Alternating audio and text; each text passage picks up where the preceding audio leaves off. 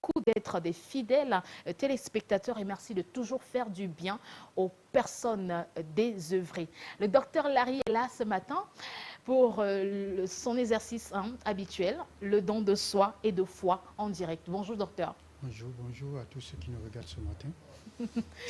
Ben, on va faire notre bonjour, bonjour, bonjour, bonjour, bonjour, bonjour, bonjour. Ça promet ce mercredi. Ça promet, par la grâce de Dieu, ça promet. D'accord. Ben, on parle ce matin des crampes et de l'alimentation. Pour la bonne gouverne de nos téléspectateurs, docteur Larry, qu'est-ce que les crampes? Il faut dire que les crampes sont des contractions. Quand on fait allusion aux crampes, on pense aux muscles, notamment. Donc il s'agit des contractions musculaires, bien évidemment, et il faut douloureuses, voilà, comme vous le voyez là. On peut les avoir au niveau des mollets, au niveau des orteils, au niveau de la cuisse, l'avant-bras, voilà. Notamment où on trouve particulièrement des muscles. On peut être sujet aux crampes, ça il faut le dire.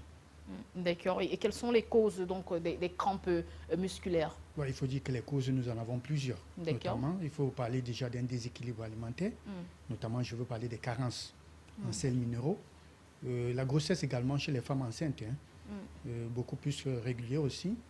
Chez les sportifs aussi, parce qu'une surcharge musculaire également peut provoquer les crampes. La sédentarité également, le manque d'exercice également. Notamment, parlons également du froid.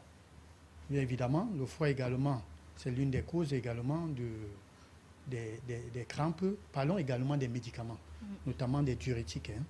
Il faut aussi dire ça. Et la mauvaise posture, bien évidemment, et la station debout prolongée également peuvent être les causes des crampes, notamment. D'accord. Et est-ce qu'il y a des symptômes rencontrés en cas de crampe, Voilà. docteur Notamment Larry? quand on le voit déjà affiché là, ce monsieur qui saisit son genou, c'est pour dire qu'il y a douleur. D'accord. Un des symptômes majeurs, c'est la douleur. La douleur et cette difficulté à pouvoir se mouvoir.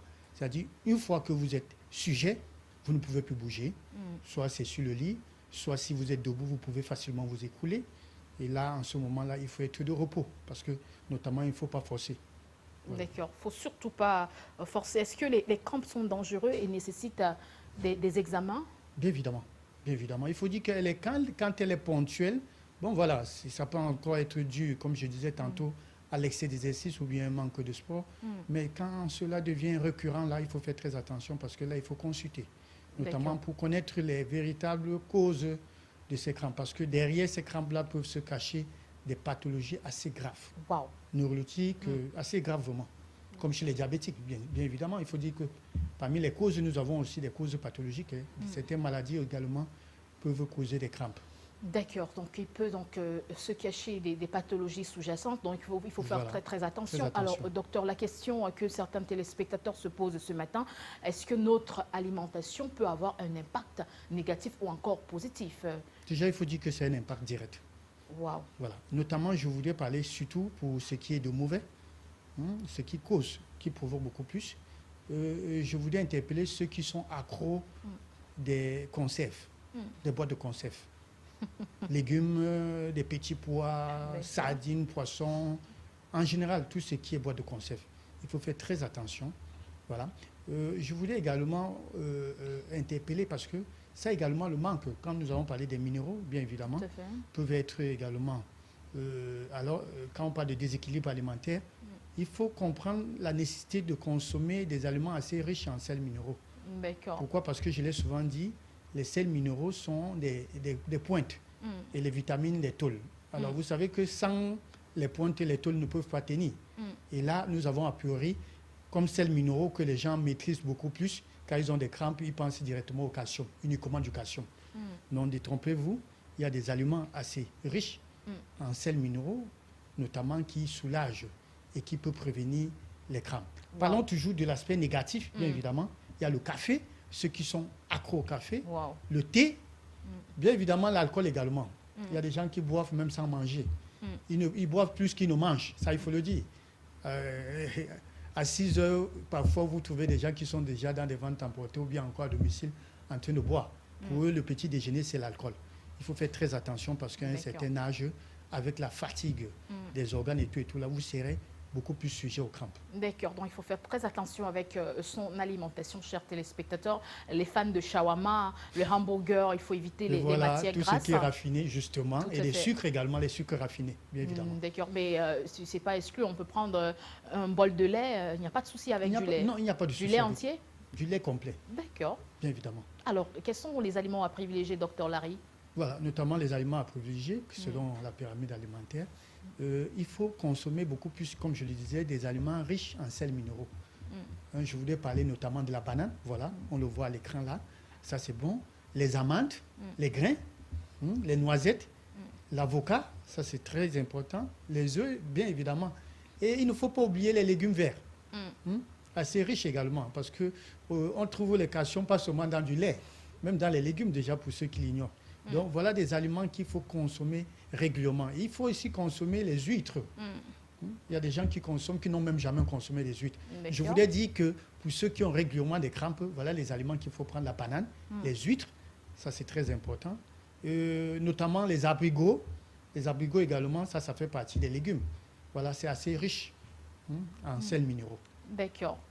Merci beaucoup, docteur Larry. Vous avez votre dernier mot, un conseil à donner aux téléspectateurs. Et moi, je vais m'approprier cette question-là, puisque je vous lançais déjà lundi dernier. En janvier 2021, ça me fera 5 ans à la matinale. Donc, on est debout depuis 5 ans déjà. Et franchement, je n'ai pas de problème de crampes et tout ça, mais je ne pense pas que je sois un modèle en termes d'alimentation. Alors, est-ce qu'il y a des astuces pour que vraiment je n'ai jamais de soucis de crampes, parce que je compte bien rester encore là pendant des années? Quelques conseils si jamais les crampes arrivaient. Là, justement, ça me fait rire parce que nous sommes tous des malades.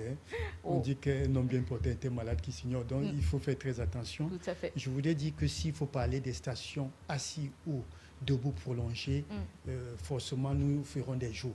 Et pour cela, je pense que nous, certainement, une autre émission, nous parlerons de cette rubrique où on parlera des stations debout prolongées. Mais je voulais déjà dire que pour ce qui est de stations debout prolongées, c'est vrai qu'il y a des avantages, il y a aussi des inconvénients, comme toute chose. Mais il y a plus d'inconvénients en station assise prolongée, notamment vraiment les maladies métaboliques, l'obésité, diabète, ainsi de suite. Mais debout, ce que je voulais dire pour vous, il faut se mouvoir quand on est debout. Parce qu'il y a certains qui se tiennent debout, je ne voudrais pas dire sous forme de robot, il devient un robot.